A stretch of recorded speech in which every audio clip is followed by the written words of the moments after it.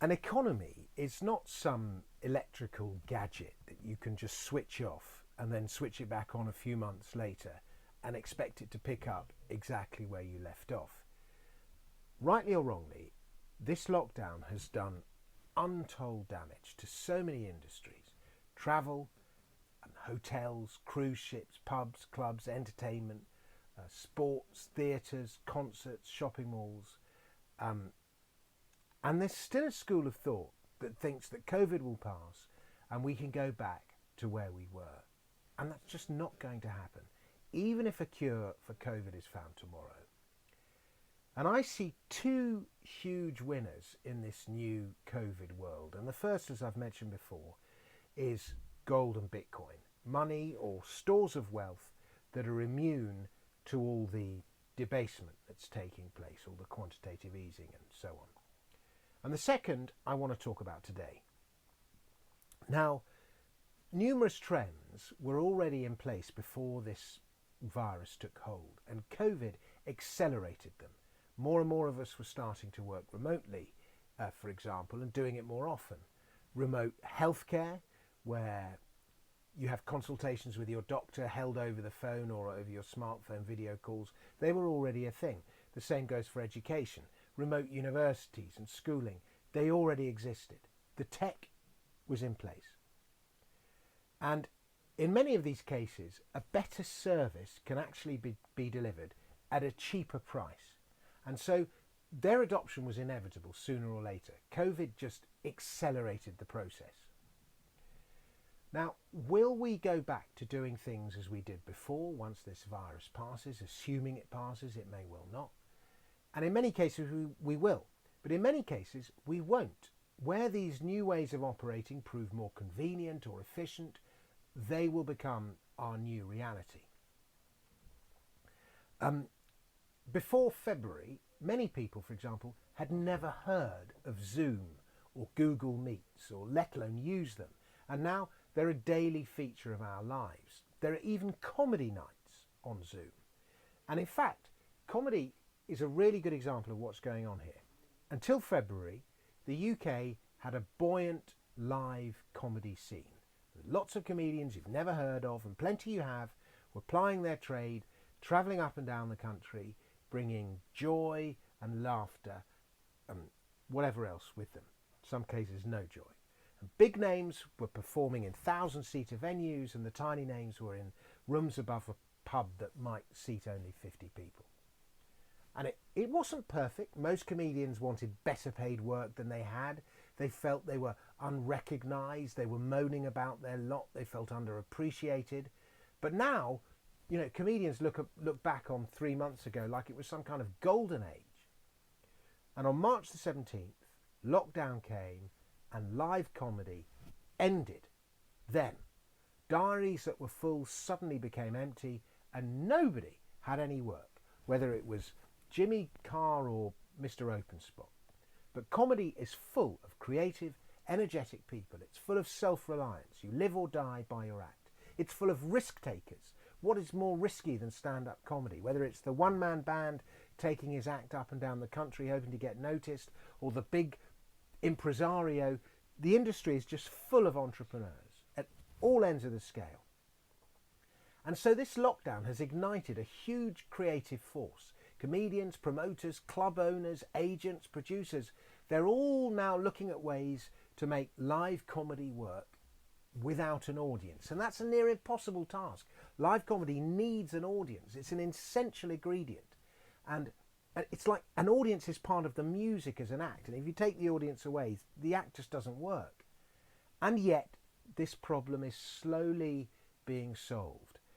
And what the future of comedy can tell us about investing is, at first, comedians started to try and do their acts over Zoom, but stand up without an audience over Zoom, it's, to put it mildly, clunky.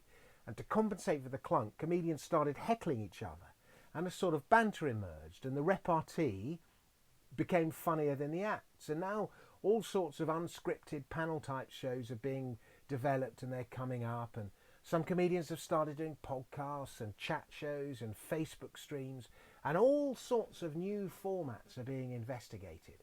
And there's a kind of gold rush going on. This, everyone's trying to get this first mover advantage and occupy this space. And all sorts of opportunities are arising. And the tech savvy have got a definite advantage. But those who perhaps felt overlooked by the circuit in the past have now suddenly got a chance to build up their own audiences and shine. But on the other hand, many great acts, they're falling by the wayside.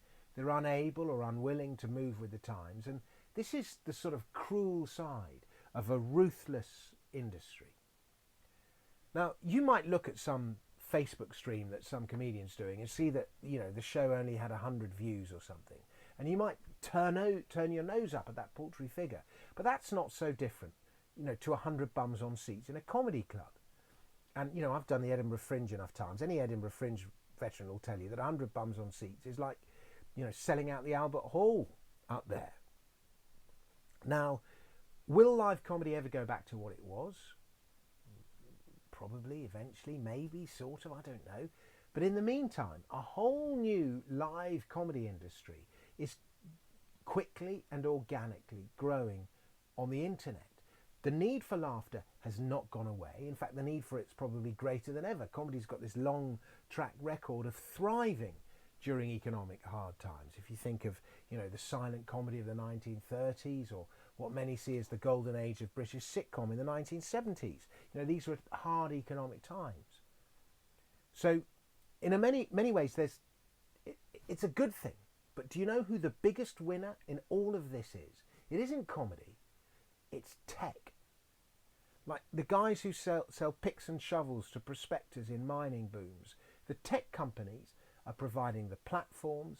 These guys are going to be the big winners. It might be Zoom, it might be Google, it might be Facebook, it might be Amazon who's selling the equipment that people need to do it, or it might be Netflix, which is the company that everyone wants to be on eventually. And live comedy is just one tiny industry in the UK. There are many other industries that are no doubt dramatically reshaping themselves for this new reality. But as work gets more remote, tech wins. As education gets more remote, tech wins. As healthcare gets more remote, tech wins. And real world industries remain essential. We need manufacturing. But the phenomenal scalability of the internet and the digital world, which seems to have quite easily met the new demands that have been placed over it over the last couple of months, means it's going to be a huge winner, and it must have a significant place in your portfolio. That's the easiest way to play that, is just to own the NASDAQ. And in the we get another liquidity crisis, it's going to sell off, but it's going to sell off by less and rebound by more. And if you're a UK investor, the ETF for the NASDAQ is LSE EQQQ. If you're an investor from somewhere else in the world, there's in the US there's NASDAQ tracker funds, QQQ and the like. Elsewhere in the world, there's all sorts of way of tracking the NASDAQ. But as well as gold and Bitcoin, surely in this new COVID world, the NASDAQ, Amazon. I think actually Amazon might have peaked, but that's a different story. But tech has to occupy a large part of your portfolio, because it's just, I don't know how to say it. It's just, all roads seem to lead to tech. Anyway, if you enjoy this video, please subscribe to my channel, share it with a friend, and I'll be posting more of my thoughts as and when I have them. Thank you very much.